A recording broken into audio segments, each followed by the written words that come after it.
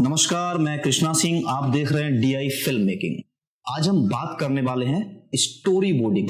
मतलब story boarding क्या होती है, आप इसको किस तरीके से बना सकते हैं और इसमें क्या क्या फंडे होते हैं, स्टोरी बोर्डिंग क्यों जरूरी है। तो फिर चलिए।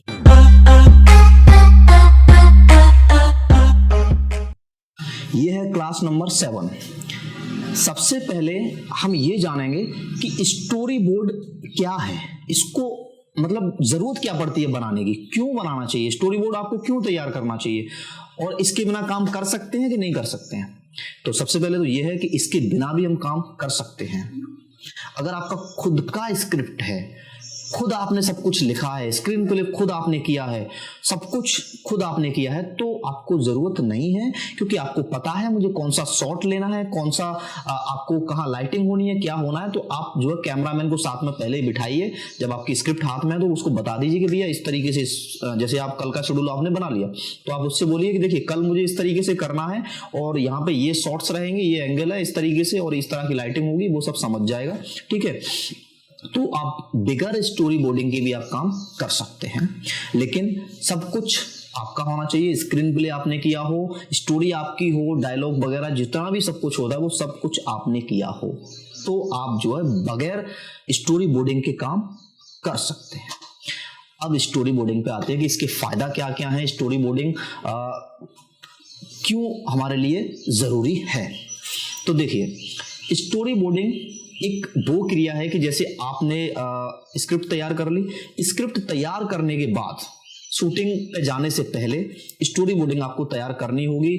उससे एक तो जो आपका प्रोड्यूसर है उसको भी ये पता चल जाएगा कि भाई डायरेक्टर क्या सोच के बैठा है, किस लेवल का शूट करेगा, क्या मतलब किस तरीके से करेगा, तो वो सारी चीजें आपको बतानी होंगी। विजुअलाइज आपने क्या किया है, ठीक है, तो पहले उसको आप विजुअलाइज दिखा देंगे ना कि भैया इस तरीके से मैं जो है इसको शूट करना चाहता हूं, आप ये स्टोरी बोर्डिंग देख लीजिए, तो पूरा वो समझ जाएगा कि नहीं यार काम अच्छा करेगा बंदा, सब कुछ इसको मालूम है। प्लस उससे प्रोफेशनली भी आप दिखोगे प्रोड्यूसर की नजर में कि नहीं यार, जब स्टोरी बोर्डिंग ये पूरा एनिमेटेड वगैरह सब दिखा के और वो पूरा विद स्केच के हमें दिखा रहा है, तो ये वाकई में प्रोफेशनल बंदा है और काम हमारा जबरदस्त करेगा। तो प्रोड्यूसर जो है अट्रैक्ट हो जाएगा और वो आपकी हर बात में सहमत रहेगा।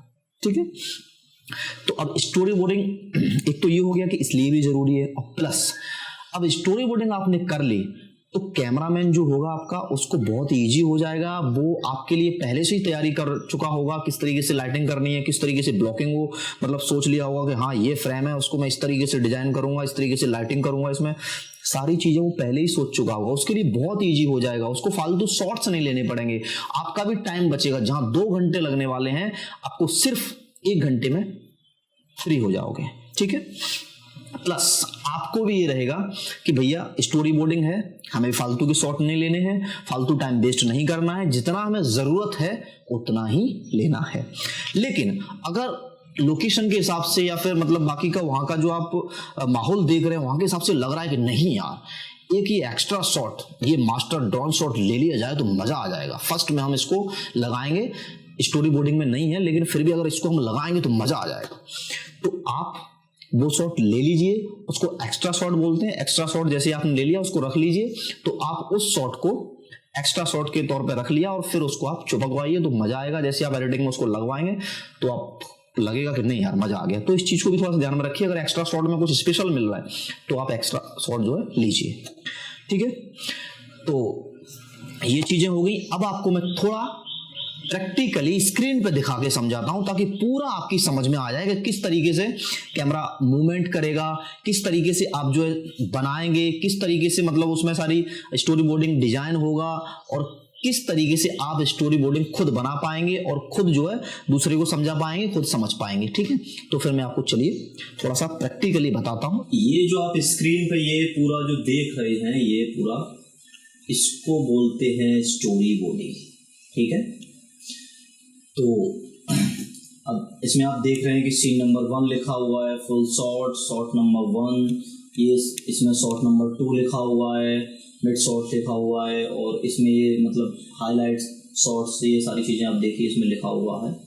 तो इसको जो है हम लोग स्टोरी बोर्ड बोलते हैं। और इसमें ये फोटो ऐड हुए हैं, इसमें एक लड़की को लेके आ रहे हैं, इसमें लड़की को रख रहे हैं, इसमें जो है ये गुस्सा करते हुए देख रहे हैं और इसमें ये बोतल दे रहा है और इसमें बोतल रखे हुए है, ठीक है ना, और इसमें ये फ़ोन और बोतल दोनों चीज़ रख दी हैं। ये फिर गुस्सा करते हुए चलने के लिए बोल रहा है, इधर से दरवाज़ा बंद हो गया, निकल चुके हैं। अब इसमें जो है बाहर आते हुए, ठीक है ना, ये बाहर जाते हुए का शॉट है। तो इस तरीके से मतलब इसमें ये फ़ोटो लगे हुए हैं सारे, ये स्टोरी बोर्ड हम इसको बोलते हैं, ठीक है। अब इसके लिए हम फोटो या तो पहले हम खींच लें कैमरे से, ठीक है, जो आपकी स्टोरी है उसके अकॉर्डिंग आप जो ये फोटो देख रहे हैं इस तरीके की फोटो आप खींच सकते हैं, जो आपकी स्क्रिप्ट है, जो स्टोरी है उसके अकॉर्डिंग, ठीक है। और ये हमारी एक वेब सीरीज है आने वाली, उस वेब सीरीज का ये स्टोरी बोर्ड मैंने आपको बना के दिखाया है और बेसिक सा, ठीक है। अगर एडवांस लेवल का स्टोरी बोर्ड अगर आप और फिल्म मेकिंग सीखना चाहते हैं तो उसके लिए आप नीचे दिए हुए नंबर पर कॉल करें, ठीक है। बिल्कुल फ्री सिखा रहे हैं हम लोग, कोई चार्ज नहीं है, बिल्कुल फ्री ऑफ कॉस्ट, ठीक है ना। आप सीख सकते हैं पूरा फिल्म मेकिंग, एक्टिंग, जो भी सीखना चाहते हैं फिल्म से रिलेटेड आप सीख सकते हैं, ठीक है। तो देखिए, आप फोटो खींच के ऐड कर सकते हैं यहाँ पे जो आपकी स्क्रिप्ट के अकॉर्डिंग, या फिर आप इंटरनेट से फोटो जो आपकी स्क्रिप्ट है उसके अकॉर्डिंग अगर आपको इंटरनेट पर फोटो मिल जाते हैं तो इस तरह से ऐड कर सकते हैं फोटो, ठीक है। और जो सबसे अच्छा तरीका होता है, हमने भी मतलब वेब सीरीज वगैरह के लिए जो भी हम बनाते हैं स्केचिंग वगैरह से ही करवाते हैं, तो पूरा स्केच आर्टिस्ट होता है, स्केच आर्टिस्ट ही पूरा इस तरह के ब्लैक एंड वाइट पूरा फोटो मतलब बनाएगा, आपके स्केच बनाएगा, उसको आप बताते जाइए क्या चाहिए आपको, किस तरीके से वो बनाते जाएगा, ठीक है। स्क्रिप्ट उसको पढ़ा दीजिए पहले और फिर उसको आप बताते जाइए कि ये शॉट ऐसा होना चाहिए, इस तरह से वो पूरे आर्टिस्टों के सब के स्केच बना के जो है आप फिर ऐड करते जाइएगा, ठीक है। और डिस्क्रिप्शन, जैसे ये डिस्क्रिप्शन है इसमें आप लिख दीजिए, जैसे कि इसमें और भी हम लिख सकते हैं क्योंकि अभी तो मैंने मतलब बेसिक्स आपको बताने के लिए लिखा है, ठीक है। तो इसमें देखिए सीन नंबर 1 फुल शॉट और शॉट नंबर 1, मतलब ये पहला सीन है और पहले सीन का ये फुल मतलब जो ये बंदे आ रहे हैं फुल शॉट है इनका, ठीक है, और शॉट नंबर 1 है, ठीक है। अब इसमें हम और क्या क्या चीज़ ऐड कर सकते हैं वो मैं आपको बता देता हूँ। देखिए यहाँ पे आप जैसे कि कैमरा स्टिल है तो आप यहाँ पे स्टिल लिख दीजिए, कैमरा स्टिल, ठीक है। अगर कैमरा मूव कर रहा है, ठीक है, तो लेफ्ट मूव कर रहा है तो कैमरा लेफ्ट मूव लिख दीजिए, या फिर राइट मूव कर रहा है तो जो है राइट मूव, या फिर अप या डाउन मूव कर रहा है तो वो भी आप लिख सकते हैं, ठीक है। फिर साहब आती है कैरेक्टर किस तरफ मूव कर रहे हैं, तो कैरेक्टर जो है आगे की तरफ कैमरे की तरफ चल के आ रहे हैं तो ये भी आप जो है लिख दीजिए, ठीक है। यहाँ डिस्क्रिप्शन में ये इसीलिए ये इतनी जगह है, यहाँ पे आप लिख सकते हैं, ठीक है। अब साहब इसमें इस फोटो में ये लड़की को रखते हुए मतलब लड़की को ये लोग रख रहे हैं, ठीक है, जिस लड़की को ये लेके आए हैं, एक्चुअली ये सीन ये है कि ये लोग एक लड़की को लेके आ रहे हैं, लड़की बेहोश है और उस बेहोश लड़की को एक बेसमेंट में काफ़ी खंडर सा है, इसमें ये लोग उसको रख कर और उससे गालियाँ वालियाँ देते हैं क्योंकि इनकी दुश्मनी है उससे, और उसको ये बेहोश करके लेके आए हैं और इसमें डाल दिया है, ठीक है। तो इस तरह से इन्होंने जो है इसको डाल दिया है इसमें और इसको रख रहे हैं इसमें, ठीक है, और रख के इसमें से निकल जाते हैं, ठीक। तो ये इसका सीन है। तो अब सीन के अकॉर्डिंग जो है ये इसमें रखते हुए हैं और ये मिड शॉट है, 2 शॉट है, मतलब 2 लोगों का है क्योंकि 3 का है, लेकिन ये इसमें इसको हाईलाइट नहीं किया जा रहा है लड़की को, इसमें जो इन दोनों को हाईलाइट किया जा रहा है, तो इसको हम 2 शॉट ही बोलेंगे, ठीक है। और शॉट नंबर 2 है पहले सीन का mid shot, 2 shot, shot number 2, ठीक है। मतलब 2 शॉट का मतलब ये 2 लोगों का शॉट है, ठीक है। और शॉट नंबर 2 मतलब सीन नंबर 1 का टेक मतलब शॉट 2 है, ओके। अब साहब हम आते हैं सीन नंबर 1 ही है और mid shot 2 shot, shot number 3, shot number 3 है ये, ठीक है, और 2 शॉट है मतलब दोनों का है, ठीक है। इसको हम जो है मिड क्लोज भी बोल सकते हैं। तो ये जो गुस्सा कर रहे हैं इसमें लड़की को रख रहे थे इस वाले शॉट में, और इसमें लड़की को रख दिया है और उसको ये देख रहे हैं, गालियां दे रहे हैं, ठीक है। तो वो चीज़ यहाँ पे आप डिस्क्रिप्शन में जो भी ऐड करना है आप ऐड कर सकते हैं, ठीक।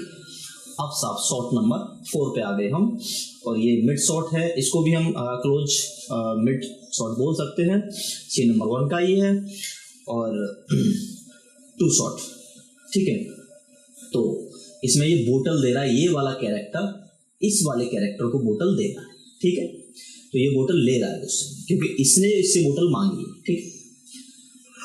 अब साहब इसने बोतल इसमें ले ली है हाथ में। अब इसमें ये कैरेक्टर जो है, ये वाला कैरेक्टर लड़की के ऊपर पानी की बोतल रखते हुए, ठीक है, और ये खड़ा हुआ ये कैरेक्टर, ठीक। और इसमें लिख रहा है हाईलाइट, मतलब ये जो बोतल है ना, ये वाली बोतल, ये बोतल हाईलाइट है, क्योंकि बोतल को ही रख रहा है, तो ये हाईलाइट शॉट बोल सकते हैं इसको, ठीक है।